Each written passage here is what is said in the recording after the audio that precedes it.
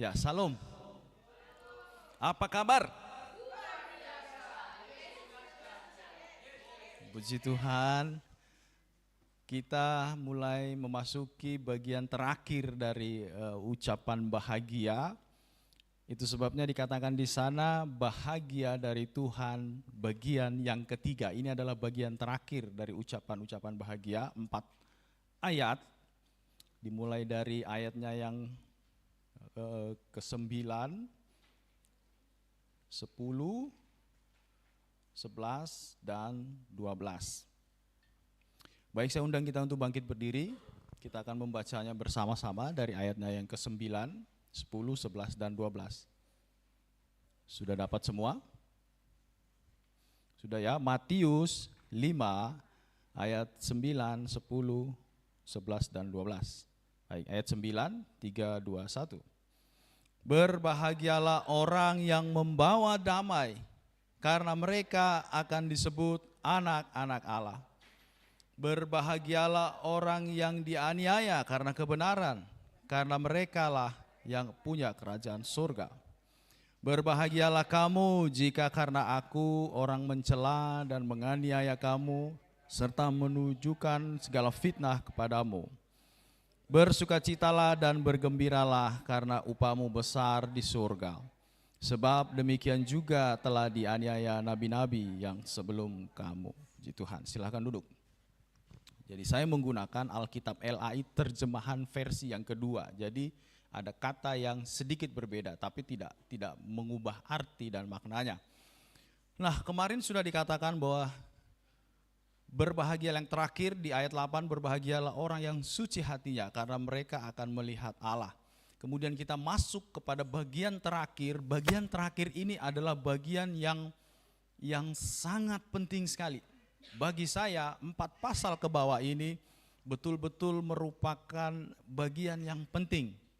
Yang pertama di ayat 9, berbahagialah orang yang membawa damai karena mereka akan disebut anak-anak Allah.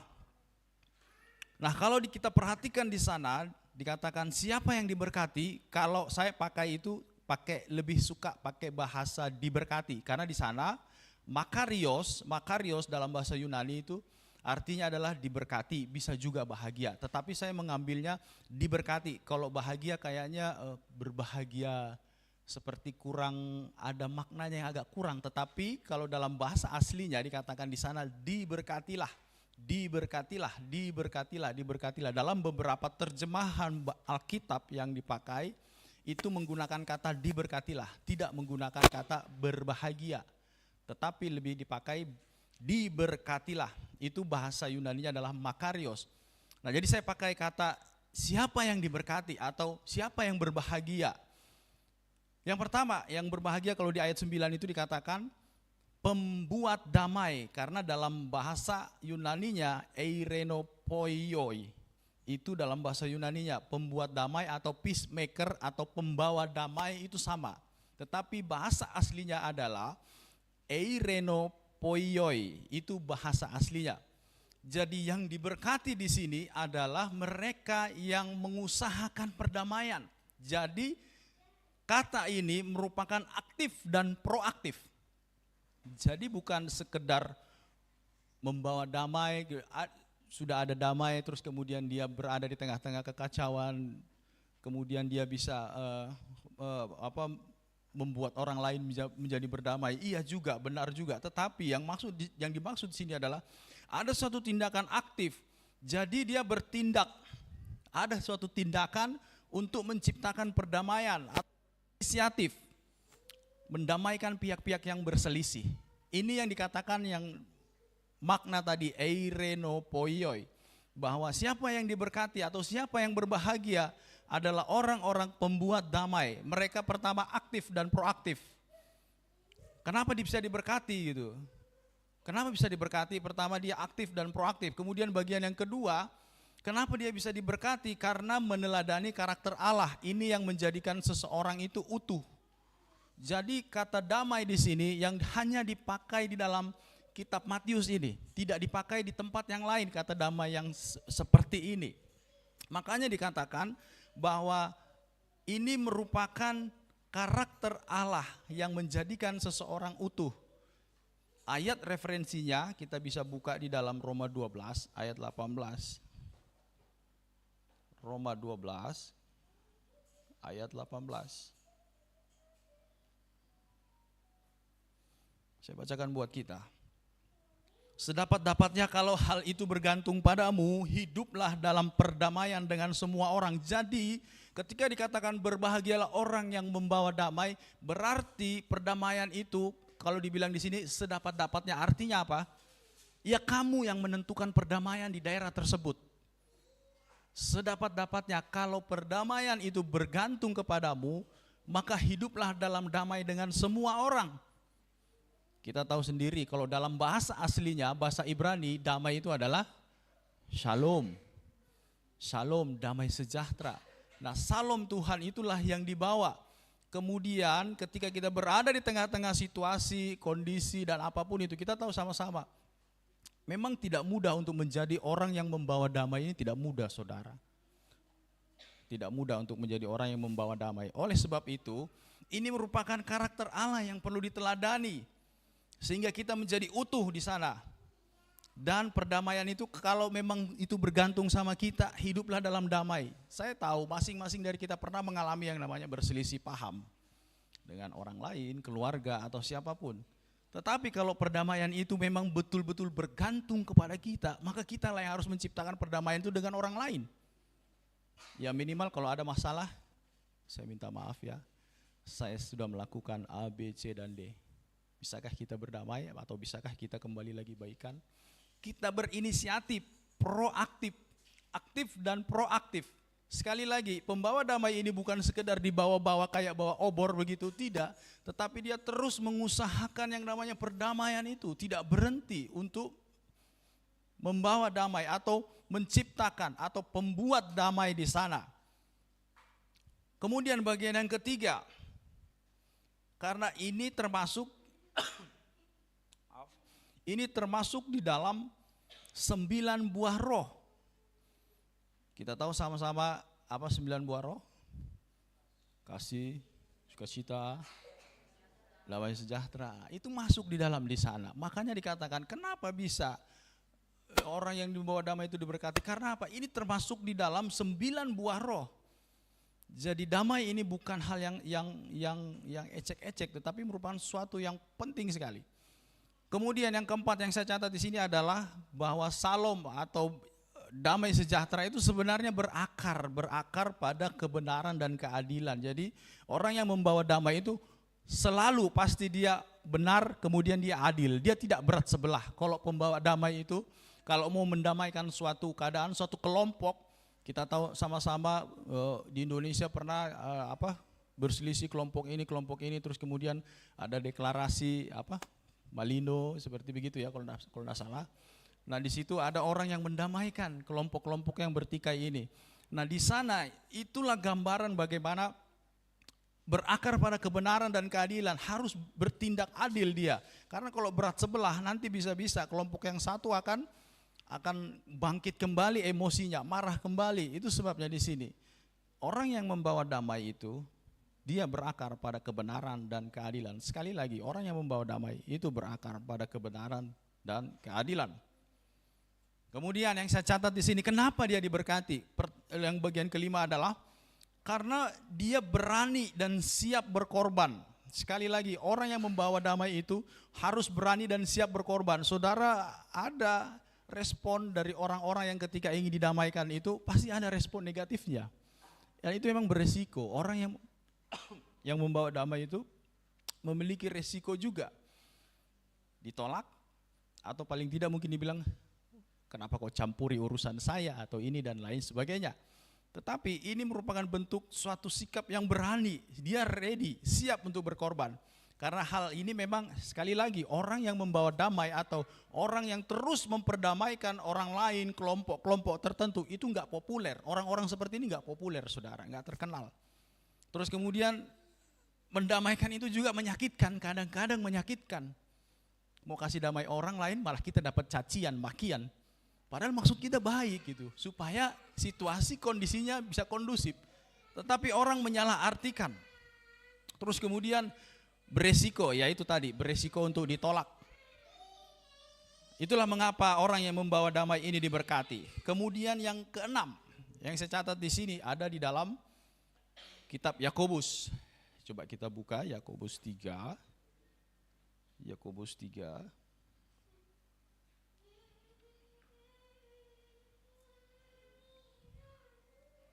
17 dan 18.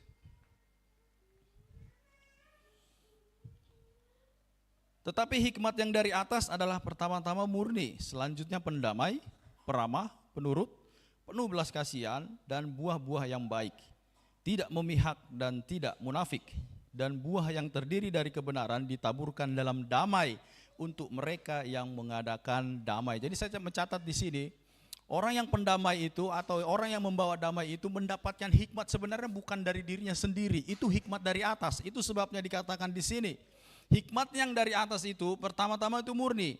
Kalau kita lihat di sini di bagian 8, berbahagialah orang yang suci hatinya. Ini sama dengan murni hatinya, karena mereka akan melihat Allah, itu sama. Terus kemudian yang kedua di situ selanjutnya adalah pendamai. Itu nomor 2, pendamai ada masuk di sana. Jadi orang yang membawa damai atau pendamai itu memang memiliki hikmat yang bukan dari dirinya, itu hikmat dari Allah.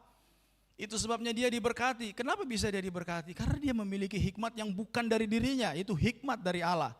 Di bagian yang keempat tadi, di bagian yang kedua, tadi saya jelaskan bahwa ini merupakan karakter Allah. Jadi pendamai atau damai, Salom itu, karena di dalam nama-nama dari Allah itu termasuk Jehovah Salom, ada juga kan di sana dikatakan ya.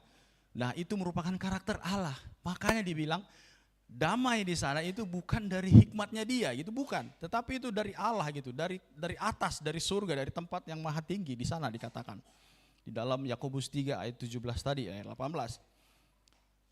Nah, inilah beberapa hal yang saya catat. Kenapa bisa orang yang membawa damai itu diberkati? Karena 6 hal ini yang saya catat. Ada contoh tokoh juga yang pembawa damai, salah satunya itu adalah ada Mother Teresa, ada juga. Tetapi yang saya mau kutip di sini adalah dari kehidupan Nelson Mandela. Bagaimana Nelson Mandela ketika dia dipenjara, dia diperlakukan dengan tidak manusiawi, dan orang yang memperlakukan tidak manusiawi itu ketika sudah selesai yang namanya sistem apartheid. Apartheid itu warna kulit gitu ya, di Afrika Selatan sana. Nelson Mandela tidak membalasnya seperti yang dilakukan kepada dia. Tetapi dia datangi orang tersebut, kemudian dia berjabat tangan, bahkan Nelson Mandela pada waktu itu sudah jadi presiden. Padahal dia dipenjara, diperlakukan dengan tidak manusiawi oleh orang ini, dan ketika dia jadi presiden, sistem apartheid sudah dihapuskan, dia datangi orang itu, kemudian dia berjabat tangan, dan dia memaafkan apa yang dilakukan oleh orang ini. Ini salah satu bentuk bahwa dia pembawa damai. Dia bisa berdamai dengan orang lain yang betul-betul memang sebenarnya tidak sepatutnya diperlakukan seperti itu, Nelson Mandela. Ini tokoh yang saya catat. Kalau Mother Teresa, banyak sekali apa yang dia sudah lakukan. Dia salah satu orang yang memperoleh Nobel Perdamaian, hadiah Nobel Perdamaian, kalau pernah dengar. Nah, Nelson Mandela juga maksud orang yang mendapatkan Nobel Perdamaian. Nah, karena kita sudah tahu siapa yang diberkati, orang yang membawa damai atau pembuat damai. Terus mengapa dia diberkati? Ya tadi aktif, proaktif, meneladani karakter Allah ini dan lain sebagainya. Terus kemudian apa yang harus kita lakukan? Yang pertama, sebelum Anda menjadi orang yang membawa damai, maka Anda perlu berdamai terlebih dahulu dengan Allah. Tidak mungkin saudara menjadi pendamai kalau saudara tidak berdamai dengan Allah. Itu artinya Anda sedang bermain-main atau bermasalah dengan Tuhan.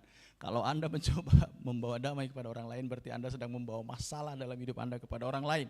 Bukannya mendamaikan, malah bikin kacau. Itu sebabnya orang yang membawa damai itu pertama-tama itu harus berdamai dahulu dengan Allah. Kemudian menjadi peacemaker atau pembuat damai. Dan itulah yang pertama yang saya dapat. Kemudian yang kedua adalah orang yang membawa damai itu ada hadiahnya, yaitu mendapat gelar. Gelarnya apa tadi?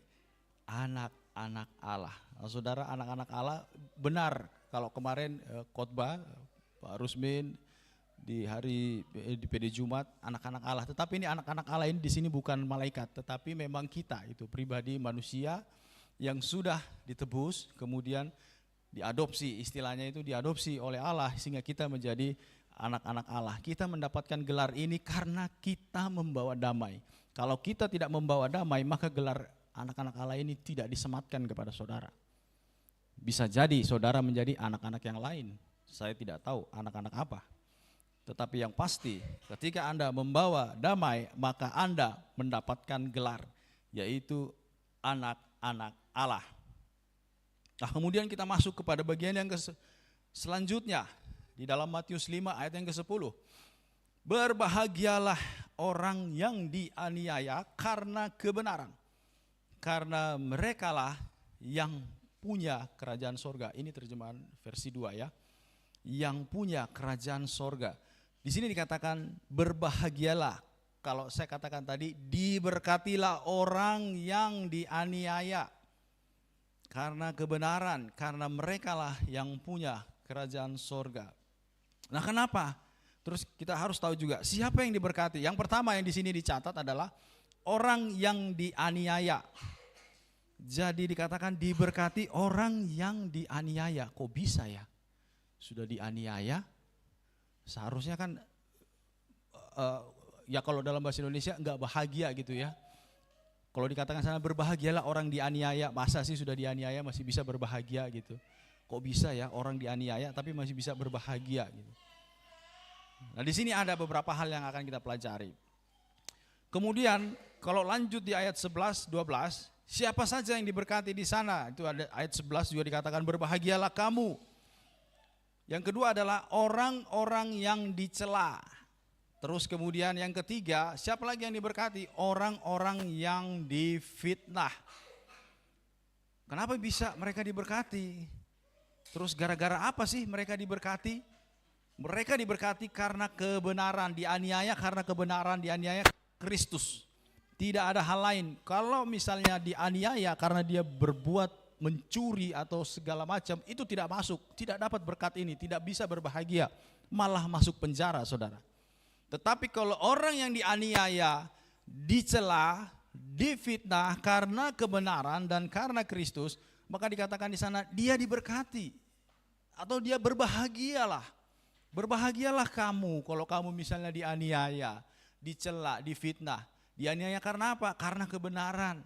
Dicela karena apa? Karena Kristus. Difitnah karena apa? Karena Kristus. Bukan difitnah karena mencuri ini dan lain sebagainya. Tidak, bukan itu saudara.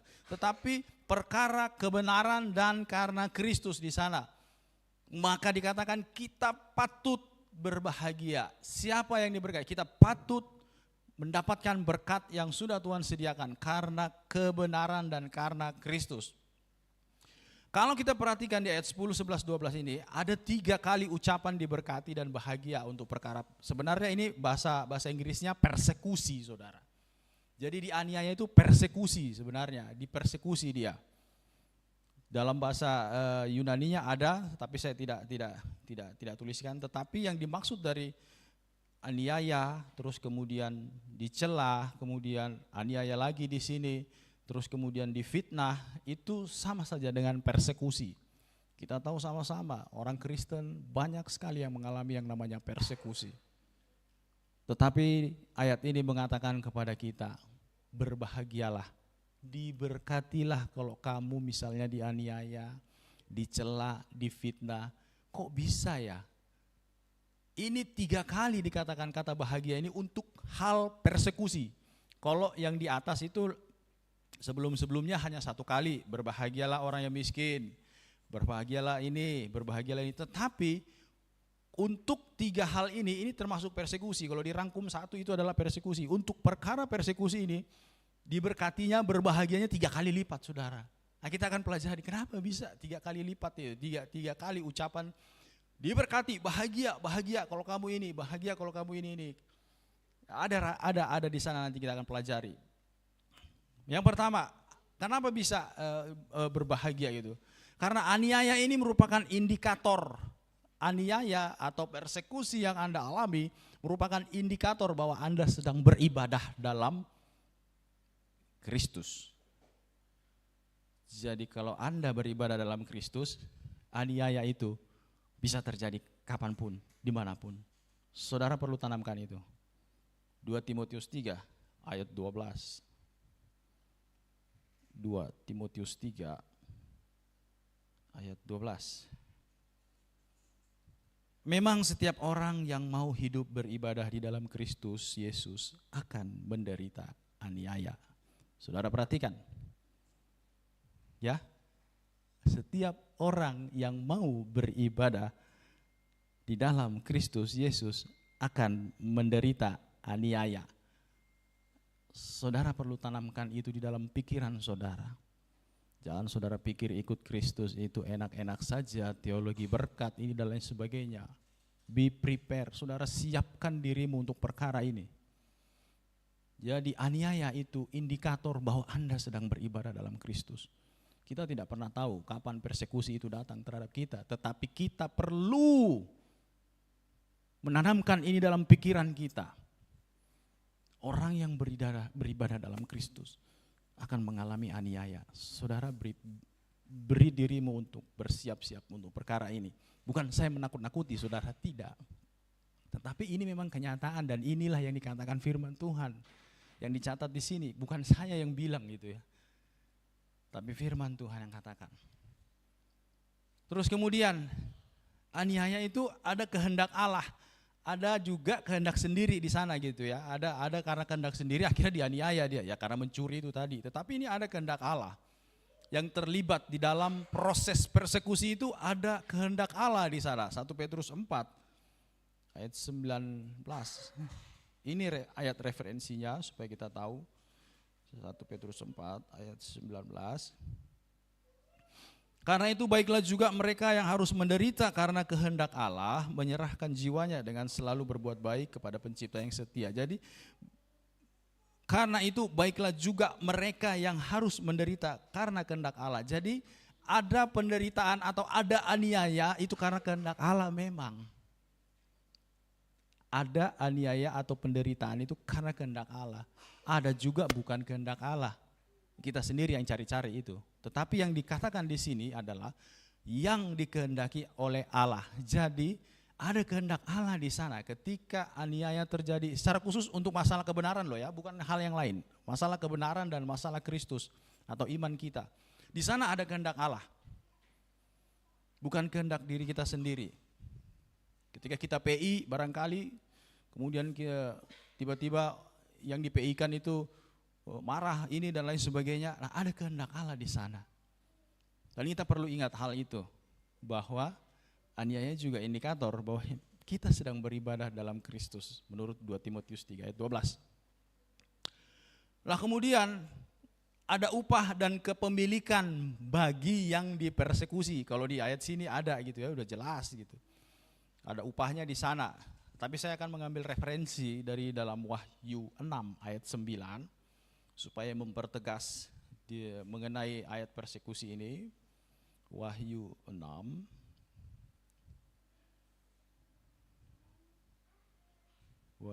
ayatnya yang ke-9. Dan ketika anak domba itu membuka meterai yang kelima, aku melihat di bawah mezbah jiwa-jiwa mereka yang telah dibunuh oleh karena firman Allah dan oleh karena kesaksian yang mereka miliki. Jadi jelas di sana ya bahwa aniaya bahkan di sana itu jiwa-jiwa yang telah dibunuh. Saudara perhatikan. Penderitaan, aniaya bahkan di sini dibilang yang telah dibunuh itu jiwanya ada di bawah mezbah Allah. Ada upahnya nanti, kita akan baca nanti. Di dalam Wahyu 20 ayat 4 sampai 6. Kita lanjut, Wahyu 20. Wahyu 20.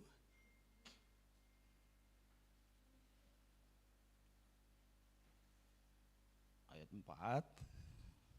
Lalu aku melihat tahta dan orang-orang yang duduk di atasnya, kepada mereka diserahkan kuasa untuk menghakimi. Aku juga melihat jiwa-jiwa mereka yang telah dipenggal kepalanya karena kesaksian tentang Yesus. Perhatikan, tadi di sana ya, karena kebenaran dan karena Kristus. Di sana dikatakan jiwa-jiwa yang dipenggal kepalanya karena kesaksian tentang Yesus dan karena firman Allah. yang tidak menyembah binatang itu dan patungnya, dan yang tidak juga menerima tanda pada dahi dan tangan, dan mereka hidup kembali dan memerintah sebagai raja bersama-sama dengan Kristus untuk masa 1000 tahun. Tetapi orang-orang mati yang lain tidak bangkit sebelum berakhir masa 1000 tahun itu. Inilah kebangkitan pertama. Berbahagialah dan kuduslah ia yang mendapat bagian dalam kebangkitan pertama itu. Kematian yang kedua tidak berkuasa lagi atas mereka, tetapi mereka akan menjadi imam-imam Allah dan Kristus, dan mereka akan memerintah sebagai raja bersama-sama dengan Dia 1000 tahun lamanya. Jadi orang-orang yang mengalami persekusi, aniaya, secara khusus kehilangan nyawanya, saudara, ya seperti yang dikatakan kemarin, siapa yang ditembak mati yang mengenai kesaksiannya LGBT itu kemarin yang disampaikan Pak Agus. Nah, orang-orang seperti itu, saudara, yang karena kesaksian Kristus, karena kebenaran Allah itu, mereka inilah yang akan pertama kali bangkit, saudara. Mereka pertama kali bangkit. Martir ini orang-orang yang akan bangkit pertama kali. Mereka bangkit, terus kemudian mereka memerintah selama 1000 tahun, karena dikatakan di sana orang-orang mati yang lain belum bangkit, belum. Setelah selesai masa 1000 tahun itu, baru bangkit orang-orang mati yang lain. Orang-orang yang pertama ini tidak perlu mengalami lagi yang ini, kematian yang kebangkitan yang kedua ini. Mereka langsung punya akses toll road, potong kompas, langsung masuk surga. Kalau saudara martir, kalau saudara tidak martir, ya tidak. Sekali lagi, hanya orang yang martir, yang mati karena apa? Tadi kebenaran dan karena Kristus. Kalau saudara mati karena sakit ini dan lain sebagainya, Anda tidak masuk dalam pemerintahan 1000 tahun itu, tidak. Saya pun tidak. Kalau saya tidak martir, saya tidak masuk. Atau orang tua saya atau siapapun itu. Kalau bukan martir, saudara tidak akan bangkit pada kebangkitan yang pertama. Makanya dibilang situ ada kebangkitan yang kedua. Jadi orang-orang martir ini, inilah mereka yang punya akses langsung. Makanya hadiahnya di sini, upahnya dikatakan, berbahagialah kamu yang dianiaya kebenaran, karena mereka lah yang punya kerajaan sorga. Jadi mereka punya kerajaan sorga. Karena apa? Karena mereka punya akses langsung, saudara. Kalau orang yang dianiaya, martir, mati martir, kehilangan nyawanya, mereka langsung punya akses ke sorga, saudara. Karena apa? Karena kesaksian Kristus, karena kebenaran. Itu sebabnya 3 kali dikatakan berbahagia, berbahagia, bersukacitalah. Karena apa? Orang yang dipersekusi, bahkan yang sampai kehilangan nyawanya itu, upahnya besar sekali. Makanya dipertegas 3 kali. Berbahagia, bersukacita. Kenapa harus berbahagia, bersukacita, dianiaya, bahkan kehilangan nyawa? Karena ternyata itu, di dalam kitab Wahyu itu ada akses langsung. Memang waktu mereka dikatakan tadi di Wahyu pasal 6, berapa lama lagi Tuhan nyawa kami dibalaskan? Tuhan bilang apa? Tunggu sampai genap jumlah rekan-rekanmu yang akan mati sepertimu. Baru mulai kesudahannya, baru mulai kebangkitan. Nah seperti begitu, mereka dikasih istirahat dulu. Yang martir, yang kehilangan nyawanya, yang dipenggal kepalanya karena Kristus, karena kebenaran, mereka lah yang pertama kali bangkit. Yang selanjutnya baru orang-orang mati yang lain. Itu sebabnya begitu spesial sekali ketika dikatakan berbahagialah kamu dianiaya, dicela, kemudian difitnah, bahkan yang ujungnya sampai kehilangan nyawamu karena kebenaran. Berbahagia. Karena apa? Upahnya besar di sana dikatakan, bahkan yang empunya kerajaan sorga. Berarti punya akses langsung ke sorga. Enak sekali ini. Begitu martir, mati, tidak perlu lagi mengalami kebangkitan yang itu. Dia sudah memerintah 1000 tahun, langsung akses masuk ke sorga. Gak perlu tunggu-tunggu lagi. Itu spesialnya kenapa orang dikatakan berbahagia, berbahagia. Kalau kamu dianiaya, dipersekusi, difitnah, dan lain sebagainya. Ini yang saya katakan tadi, upah dan kepemilikan bagi yang dipersekusi. Mengapa diberkati? Orang yang dianiaya, orang yang difitnah, dipersekusi. Karena tidak semua orang kuat dalam penganiayaan, saudara. Tidak semua orang kuat. Kalau itu diperhadapkan dengan saudara, bisa jadi murtad. Bisa jadi. Di dalam kitab Matius dikatakan, Matius 13 ayat 21, Matius 13, 21.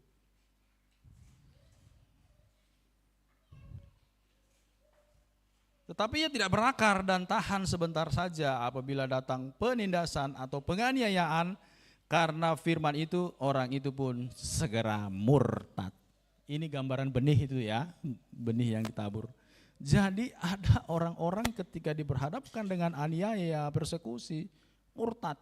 Ada, makanya hanya orang-orang yang bisa bersabar, bertahan, benar-benar imannya percaya kepada Tuhan yang akan mendapatkan upah tadi, kerajaan sorga. Para nabi-nabi yang dahulu pun juga mengalami hal demikian. Daniel, Sadrak, Mesak, Abednego, bagaimana mereka mempertahankan iman mereka. Mereka dianiaya karena tidak mau menyembah patung itu. Di situ juga dikatakan di kitab Wahyu, tidak menyembah patung, menerima tandanya. Dan mereka pun mengalami aniaya, saudara, bahkan dibakar gitu ya. Ya puji Tuhannya, Allah menunjukkan kuasanya gitu. Mereka tidak jadi mati, padahal mereka seharusnya jadi martir gitu kan, karena mempertahankan iman mereka gitu. Tetapi tidak, Tuhan memberikan upah yang besar lagi, para mereka menjadi orang-orang penting di dalam pemerintahan Babel pada waktu itu. Itu gambaran bagaimana nabi-nabi yang dahulu pun sudah mengalami hal tersebut. Martir yang pertama itu adalah Habel yang mati dibunuh karena imannya. Terus kemudian sampai Zakaria yang dibunuh di antara mezbah apa ya begitu. Nah itulah pentingnya kenapa orang yang mengalami aniaya, kalau memang nanti mengalami aniaya, persekusi, difitnah, dicela karena kebenaran. Ingat, karena kebenaran dan karena Kristus, bukan karena yang lain ya. Itu kamu harus berbahagia, kita harus berbahagia. Karena dikatakan di sana, kita yang memiliki surga, akses langsung ke surga saudara. Kalau kita mengalami hal ini, atau ujungnya nanti kehilangan nyawa karena iman kita, akses langsung ke sana. Ini luar biasanya. Kemudian, kenapa bisa diberkati? Karena Yesus lebih dahulu mengalaminya. Ketika kita mengalami, maka kita sedang mengambil bagian dalam penderitaannya. Yohanes 15, 20, 21. Yohanes 15, 20 dan 21. Ingatlah apa yang telah kukatakan kepadamu. Seorang hamba tidaklah lebih tinggi daripada tuannya. Jikalau mereka telah menganiaya aku, mereka juga akan menganiaya kamu. Jikalau mereka telah menuruti firman-Ku, mereka juga akan menuruti perkataanmu. Tetapi semuanya itu akan mereka lakukan terhadap kamu karena nama-Ku, sebab mereka tidak mengenal Dia yang telah mengutus aku. Jadi diberkati kenapa? Kenapa bisa diberkati? Karena apa? Karena memang Tuhan Yesus sudah kasih contoh gitu. Dia yang pertama kali. Jadi ketika dia memberi contoh, maka pada saat kita mengalami perkara ini, maka kita sedang mengambil bagian di dalam penderitanya. Filipi 3 ayat 10. Filipi 3 ayat 10. Yang kukendaki ialah mengenal Dia dan kuasa kebangkitannya dan persekutuan dalam penderitaannya, di mana aku menjadi serupa dengan Dia dalam kematiannya. Ini Rasul Paulus bilang seperti begitu. Makanya dibilang orang yang mengalami aniaya diberkati karena ini, mengambil bagian dalam penderitaan, serupa dalam kematiannya. Rasul Paulus tahu betul gitu apa upahnya ketika dia dianiaya, terus kemudian dia hidup di dalam Tuhan bersungguh-sungguh. Makanya dia bilang yang ku kehendaki, bahkan kemauannya sendiri, dia maunya itu mati martir. Itu singkatnya begitu. Saya mau mati martir, itu intinya gitu. Rasul Paulus bilang seperti itu. Karena dia tahu upahnya itu. Ya memang bagi kita yang yang masih ada di dunia atau mungkin masih terikat dengan perkara-perkara yang lain, yang namanya mati martir itu mengerikan sekali saudara. Saudara kehilangan nyawa, bisa dipenggal, bisa ditembak, atau bisa diapapun. Tetapi Rasul Paulus tahu, makanya dia bilang yang ku kehendaki ialah mengenal Dia. Nah, perlu kita mengenal Kristus dulu supaya kita bisa hidup di dalam ketabahan atau kesabaran atau bergembira atau berbahagia ketika mengalami yang namanya aniaya, mengalami persekusi, mengalami celah, fitnah karena kebenaran, karena Kristus. Rasul Paulus menginginkan hal tersebut karena dia tahu upahnya besar. Kenapa diberkati lagi? Kebanyakan orang tidak suka menderita. dirugikan, apalagi karena ketidakadilan gitu ya. Kebanyakan orang nggak suka kalau dirugikan. Di dalam 1 Korintus 6 ayat 7 banyak referensinya ya. 1 Korintus 6 ayat 7. Adanya saja perkara di antara kamu yang seorang terhadap yang lain telah merupakan kekalahan bagi kamu. Mengapa kamu tidak lebih suka menderita ketidakadilan? Mengapa kamu tidak lebih suka dirugikan? Ya kan? Kebanyakan dari kita kan nggak mau dirugikan. Siapa yang mau dirugikan? Bisnis pun nggak ada yang mau rugi, maunya untung terus. Tetapi di sini ditekankan, ketika kita mengalami hal tersebut, ingat saja, dirugikan, terus kemudian di sini dibilang menderita karena ketidakadilan, diperlakukan tidak adil, saudara harus berbahagia. Karena di sana dikatakan diberkatilah, diberkatilah. Saudara berbahagia, saudara diberkati. Tidak mudah memang saudara, daging kita ini maunya nyaman semuanya, maunya itu enak semuanya. Tetapi ketika dibilang dirugikan karena ketidakadilan, enggak mau. Ayo kita bersidang kalau begitu. Makanya banyak pengacara, karena apa? Karena nggak ada yang mau dirugikan. Akhirnya pengacara banyak muncul. Karena kalau orang seperti ini tidak perlu bersidang, saudara. Cukup bicara damai, clear. Atau mungkin dia merasa dirugikan, ya nggak apa-apa lah. Atau istilahnya bahasanya legowo gitu ya, ya udah. Tuhan nanti yang akan membalaskan. Tidak semua orang seperti ini. Itu sebabnya upahnya besar. Kemudian kenapa bisa diberkati? Karena itu menghentikan perbuatan aniaya ke fisik, aniaya ke tubuh itu menghentikan perbuatan dosa. 1 Petrus 4 ayat 1. 1 Petrus 4 ayat 1. Jadi karena Kristus telah menderita penderitaan badani, yaitu aniaya itu ya, dipukul ini kamu pun harus juga mempersenjatai dirimu dengan pikiran yang demikian. Jadi kita harus prepare kalau nanti suatu saat ketika kita PI, ketika menyampaikan kebenaran, ketika kita membawa damai, kita dipukul, kita ditendang, ini dan lain sebagainya. Harus memiliki pikiran ini. Karena barang siapa telah menderita penderitaan badani, ia telah berhenti berbuat dosa. Wow. Ini luar biasa. Kalau Kristus sudah menderita penderitaan badani, kamu pun harus juga mempersenjatai dirimu dengan pikiran yang demikian. Sekali lagi, Kristus role modelnya tadi. Karena Tuhan sudah pertama kali dianiaya, jadi jangan heran kalau kamu dianiaya, dicela, difitnah, dirugikan karena ketidakadilan, karena kebenaran, karena Kristus. Jangan heran. Itu sebab dikatakan orang Kristen pikul salib sangkal diri. Itu maksudnya. Pikul salib sangkal diri. Bukan salibnya dipikul besar-besar di sini, enggak. Tapi pikul salib itu ya seperti ini gitu. Itu berat saudara. Menjadi orang Kristen itu enggak gampang. Jujur aja saya katakan enggak gampang saudara. Kalau mau gampang ya silahkan ke toko sebelah gitu ya.